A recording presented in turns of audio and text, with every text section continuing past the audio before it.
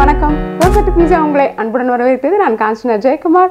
சுவையான கேப்பை கூழ் அல்லது ராகி கூழ் எப்படி பண்றதுன்னு இப்ப பார்க்கலாம் வாங்க.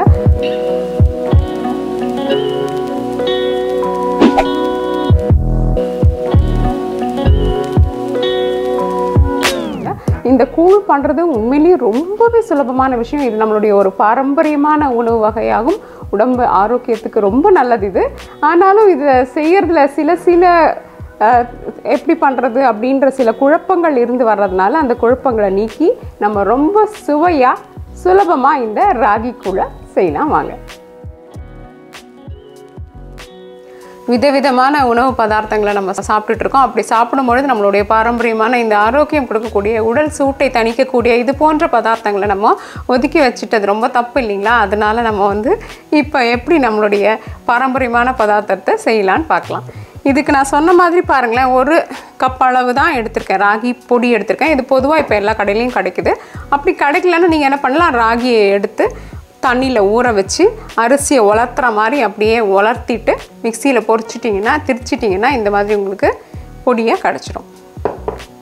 ஒரு கப்புக்கு நான் கிட்டத்தட்ட 3 மேஜை கரண்டி அளவுக்கு அரிசி எடுத்திருக்கேன். பச்சை அரிசி எடுத்திருக்கேன். இந்த ராகி கூழ் பண்ணுறதுக்கு இன்னொரு முக்கியமான தேவை என்னென்னா, இந்த ராகி மாவை முதல் நாள், அதாவது இன்றைக்கி நம்ம செய்ய போகிறோன்னும் பொழுது நான் என்ன பண்ணியிருக்கேன், நேற்று இரவே என்ன பண்ணிட்டேன், அதை 1 டம்ளர் தண்ணீரில் நல்லா கலந்து புளிக்கிறதுக்காக வச்சுட்டேன்.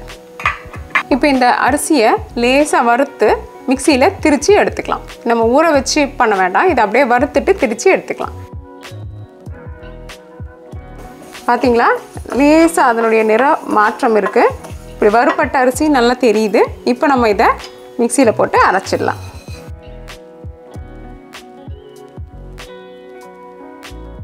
இப்போ பார்த்தீங்களா, இதை நல்லா ஒரு ரவை பக்குவத்துக்கு நம்ம பொடிச்சு எடுத்துருக்கோம்.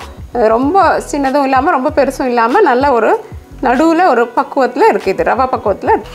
இது ரொம்ப சுலபம் இந்த களி பண்ணுறது.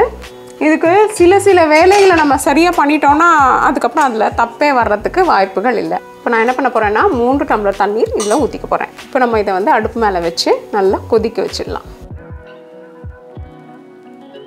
இப்போ பார்த்தீங்களா, நல்லா தண்ணி கொதிக்க ஆரம்பிச்சிருச்சு. இப்போ தண்ணி கொதிக்கும் பொழுது நம்ம முதல்ல அரைச்ச அரிசியை சேர்த்துக்கலாம். இப்போ சிறிதளவு உப்பு சேர்த்துக்கலாம். இதுக்கு ஒரு அடிகனமான பாத்திரம் நம்மளுக்கு தேவை. ஏன்னா இந்த கஞ்சியை இதில் போட்டு, இந்த கூழை இதில் போட்டு கலரும் பொழுது உங்களுக்கு நீங்கள் முதல்ல அரிசியை போட்டுட்டு இப்போ எப்படின்னா தீ அதிகமாக இருக்குது. அப்படி இருக்கும் பொழுது அந்த பாத்திரத்தில் அடி பிடிக்காமல் இருக்கணும் இல்லைங்களா? அதனால ஒரு அடிகனமான பாத்திரத்தை உபயோகப்படுத்துறது நல்லது. நம்ம ராகி மாவை சேர்த்ததுக்கப்புறம் என்ன பண்ணுவோம், அதனுடைய தீயின் வேகத்தை குறைச்சி சிறு தீக்கு கொண்டு வந்துடுவோம். ஆனால் முதல்ல நல்ல அதிகமான தீயில் இது இருக்கும். இப்போ ஒரு 3 நிமிஷம் ஆயிடுச்சு. இப்போ நம்ம என்ன பண்ண போகிறோம்னா, இது கொதிச்சுட்டே இருக்கும்பொழுது இது இப்படியே கிளறி விட்டுக்கிட்டே இந்த கரைச்ச ராகி மாவை சேர்க்க போகிறோம். அப்படி சேர்க்கும் பொழுது நெருப்பின் அளவை குறைச்சி சிறு தீக்கு இப்போ இதை நம்ம கொண்டு வந்துடலாம். இப்போ நான் இது கூட இன்னொரு டம்ளர் தண்ணி சேர்க்க போகிறேன். அதாவது மொத்தமாக நமக்கு என்ன ஆயிருக்குன்னா 5 டம்ளர் தண்ணி சேர்த்துருக்கோம். முதல்ல 1 கப்பில் ஊற வச்சுருக்கோம். அடுத்தது 3 டம்ளர் தண்ணியில் இதை கொதிக்க வச்சோம்.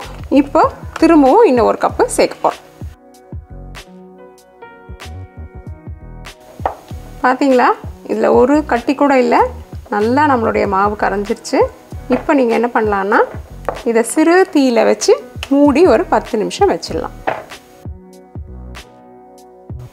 இப்போ 10 நிமிஷத்துக்கு அப்புறம் நல்லா கட்டியாயிருக்கும். சிறு தீயில் வச்சதுனால என்ன ஆயிருக்கும்னா அடி பிடிச்சிருக்காது. இப்படி நல்லா கலரி விட்டுக்கோங்க. இன்னும் ஆற இது நல்லா கட்டி ஆகிடும். இப்போ இந்த திறந்து வச்சே நம்ம அடுத்த ஒரு 5 நிமிஷத்துக்கு இப்படி கலந்து விட்டுக்கலாம். இதை இப்போ மொத்தமாக 20 நிமிஷம் ஆயிடுச்சு. 20 நிமிஷத்துக்கு அப்புறம் நீங்கள் பார்த்தீங்கன்னா நம்ம கூழ் இப்படி ஒரு கரண்டியில் எடுத்து போடுவீங்க. போட்ட உடனே அந்த இடைப்பட்ட பாகத்தில் ஒரு கண்ணாடி திரை போன்ற ஒரு மெல்லிய ஒரு துணி மாதிரி ஒன்று உருவாகும். அப்படி உருவாகிடுச்சுன்னா என்னென்னா, இது மொத்தமாக வெந்து சரியான பக்குவத்தில் இருக்குன்னு அர்த்தம். இப்போ இது நம்ம எடுத்து ஆற விட்டுடலாம். உப்பு சேர்த்துக்கலாம். நீங்கள் பார்த்துட்டு உப்பு தேவைப்பட்டதுன்னா சேர்த்துக்கலாம். ரொம்பவே முழுக்க ஆற விட்டுட்டிங்கன்னா ரொம்ப கட்டியமாயிடும். அப்போ உங்களால் இந்த மாதிரி கலக்கி விட முடியாது. அதனால் என்ன பண்ணுங்கன்னா ரொம்ப ஆறுறதுக்கு முன்னாடி நம்ம மோர், தயிர் எது வேணாலும் சேர்த்துக்கலாம் இது கூட. இப்போ இது உங்கள் விருப்பத்துக்கு ஏற்ற மாதிரி நீங்கள் ஒரு தட்டில் போட்டு கரண்டி வச்சு சாப்பிடணும், இல்லை கையில் சாப்பிடணும் அப்படின்னு நினச்சிங்கன்னா நீங்கள் வந்து இதை அப்படியே போட்டுக்கலாம். அல்லது நீங்கள் வந்து ஒரு குடிக்கணும் அப்படின்ற பக்குவத்துக்கு கொண்டு வரணும்னு நினச்சிங்கன்னா இன்னும் கொஞ்சம் கூட தயிரோ மோரோ நம்ம இதில் சேர்த்துக்கலாம். சுவையான அருமையான கேழ்வரகு கேப்பயிர் ராகி கூழ் தயார். இதை நல்லா பொடியாக அரிஞ்ச சின்ன வெங்காயம் அல்லது சின்ன வெங்காயம் இல்லைன்னா பெரிய வெங்காயத்தை பொடியாக அரிஞ்சு இந்த கூழ் மேலே தூவி நம்ம பரிமாறலாம்.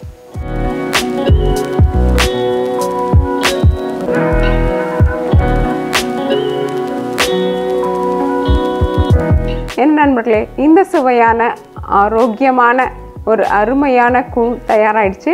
இந்த கூழ் வந்து நம்ம பாரம்பரியமான கூழ் கூட. இதை நீங்கள் செய்து பார்த்து நிச்சயமாக உங்கள் கருத்துக்களை எங்ககிட்ட பகிர்ந்துக்கோங்க. தோசை பீஸா என்று உங்கள் நாவிற்கும் வயிற்றிற்கும் நல்லதொரு சுவை. இந்த வீடியோ உங்களுக்கு பிடிச்சிருந்தா லைக் ப்ரெஸ் பண்ணுங்கள். தோசை பீஸாக்கு மறக்காமல் சப்ஸ்கிரைப் பண்ணுங்கள். இந்த சப்ஸ்கிரிப்ஷன் முற்றிலும் இலவசம் மற்றும் உங்களுடைய பிரிண்டபிள் ரெசிபீஸ்க்கு தோசை pizza.com விஜயம் செய்யுங்கள். நன்றி, வணக்கம்.